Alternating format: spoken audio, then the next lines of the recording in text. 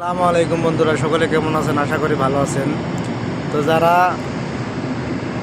Saudi আরবে আসতে যাচ্ছেন, বিশেষ করে কনস্ট্রাকশনের কাজে কেউ আসেন না, বাইরের কাজে মানে ফ্যাক্টরি কাজে আসেন, বেতন অল্প হলেও একটু শান্তিতে থাকবেন আপনারা, ঠিক আছে?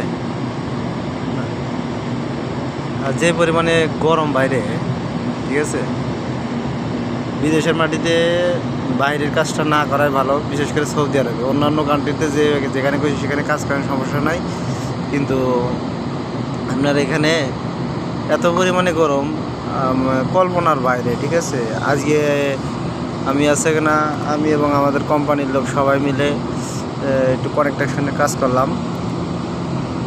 আপনার ঢালাইয়ের সকাল 7টা থেকে কিন্তু মনে করেন যে এমন অবস্থা, মাথাটা এখনও ঝিমঝিম করতেছে, খালি মাথায় চক্কর কাটতেছে, হঠাৎ করে কাজ করতেছে। আর যারা কাজ করে তারা যে কী পরিমাণে কষ্ট করে আজকে এটা উপলব্ধি করলাম, ঠিক আছে? এতটা কষ্ট আসলে বাইরের কাজ যে কতটা কষ্ট আপনারা না আসলে, না দেখলে, না করলে বুঝতে পারবেন না, ঠিক আছে?